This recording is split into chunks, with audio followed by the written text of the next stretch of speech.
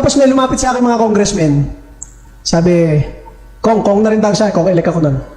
Kong, benta nyo na lang yung Duterte Youth, makaano pa kayo, 20 to 30 million. Sabi ko, putang ina. Hindi kami nakikipag-away para sa pera. Wala nga kami pakialam dyan sa budget sa Kongreso eh. Gusto lang namin makipagdebate, magsalita, makipag-away sa mga makakaliwang grupo sa bansa. So yan ang nangyari. Pag-upo namin sa Kongreso, Vice Chair kami ng National Defense, yun ang tinututukan namin. Kaya tinutulungan namin mga kabataang Pilipino, huwag ma-recruit ng NPA at ito mga taga-AFP at PNP. Tapos ang House Bill ng Duterte Youth Party List ng unang term namin, yung pagbabalik ng anti-subversion law, anti-CPP-NPA Act, na kapag ikaw nagtatransact, nangungulekta ng revolutionary taxes and everything, lahat kayo. O ikaw politiko na nagbibigay ng pera sa mga makakaliwang grupo sa NPA, kasali ka rin. Mga ganyan. Kinakausap na naman kami ng mga ibang kongresista. Kong, pasensya na hindi kami makapirma dyan eh. Sayang yung mga botanteng mga makakaliwa sa probinsya, marami yun. May ganun. Meron naman. Ronald, okay yan. Kaya lang di kami makasuporta kasi magrarally itong mga makakaliwa sa probinsya namin eh ha. Sabi ko, alam niyo, sabi ko sa mga kongresista, medyo radical kasi kami sa kongreso. Ang daming kongresista at politiko, gusto ng reservist rank sa armed forces, gusto ng arrival honor sa PNP, gusto na rango sa Philippine Coast Guard Auxiliary, pero para pumirma ka, laban sa pumapatay sa tropa ng gobyerno, ayaw mong pumirma.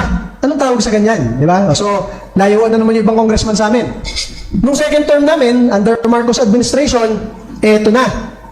Kami lang ang nag-file ng pagbabalik ng death penalty by firing squad para sa lahat ng taga-gobyerno na kasali sa plunder, kasali sa mga ghost projects. Wala man lang pumirma. Kahit isa. Siyempre. Tapos, hindi kami kinakausap. Tapos, eto na. Pagdating ng 2024, ang dami nga nung sinasabi ko sa inyo, bagong Pilipinas Servisyo Fair. Nasabi ni Mayor Magalong, pag umattend ka, meron kang 777. 21 million. Para sa isang attendance. Sa 31 na invitation sa amin dyan, ang inyong Duterte Youth Party List, hindi namin kayang umattend. Masabi ko sa inyo, ang daming umattend, 200 plus. Hindi namin kaya umattend. Tuwing magpapadala ng invitation ng Office of the Speaker, fino-forward ko kay Congressman Pulong Duterte at kay Vice President Sara Duterte. Sabi ko, ma'am, hindi kami attend sa ganito ha. Minsan nag-invite sa Davao pa. Davao City pa mismo. Sabi ko, ma'am, sorry, hindi kami attend kahit Davao City to. Alam ko namang sa kabilang side to. So ganyan na nangyayari. Kahit nung mismong Quadcom hearing ni Pangulong Rodrigo Duterte, 14 hours, mula 10 a.m. hanggang 12 midnight, Duterte Youth Party List. Hindi namin kayang hindi pagtanggol si Pangulong Duterte. Kahit sinasabihan kami ng mga kongresista doon, pare, wag kayong magsasalita dito ha. Naka-register na kaming magsasalita. Tinanggal pa kami sa listahan. Nilapitan ko lang yung Quadcom. Sabi ko, pinagsalitaan niyo yung tatlong makabayan? Kami hindi, magwawala ako dito. Wala akong pakialam. Sinabi kong ganon. Kaya nung 11 p.m. nakapagsalita kami 1 hour before mag-adjourn. Kasi galit nga ako dito sa mga makakaliwa eh. Bakit ang daming privileges ng mga makakaliwa doon? Tapos kami, gusto lang namin magsalita, ipagtanggol. Si Rodrigo Duterte na nakasalang sa Kongreso, ayaw kaming pagsalitain. Wala ba kaming karapatan bilang kinatawan ng taong bayan? Napakaraming Pilipino.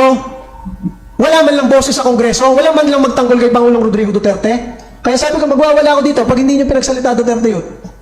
So ganyan ang aming status sa House. Hindi kami nakikialam dyan sa mga kaperahan sa House. Medyo outsider kami. Hindi kami umaten sa bigayan ng kahit ano dyan. Kahit sabihin na, Kong, meron nga lumapit sa akin, Kong, nakaano na ako. 300 million na. Meron isa, naka 600 million, nakaka-attend lang. Duterte Youth Party List ninyo, masabi ko sa inyo, kahit piso, wala. At masabi ko sa inyo, eto sa Pilipinas, sa Pilipinas, pupunta ako sa barangay, pupunta ako sa isang bayan, pupunta ako sa isang probinsya. Tapos ang sasabihin ng mga politikong kausap ko, pare, mag-eleksyon na dito, 500, 1,000 ang bayad sa kada botante. Kailangan nyo yan para manalo. Tangin na ako, iinom na naman ako ng lasortan. Yung lasortan sa high blood yun. Sabi ko, tangina. Bakit ganito yung mga sinasabi sa akin ng mga barangay chairman, mayor, gobernador na pinupuntahan namin? Dito na lang daw mag-invest sa probinsya nila. Akala ko pag sinabi mag-invest, magdala ng mga foreigner o mga negosyante para mag-invest ng negosyo. Ibig sabihin pala, mag-invest yung party list nyo dito na kayo bumili ng boto. Putang ina. Masabi ko sa inyo, ang Duterte Youth Party List ninyo, nanalo ng halos 2.5 na milyon na boto ng mga Pilipino, kahit isa doon, wala man lang binili, kahit piso.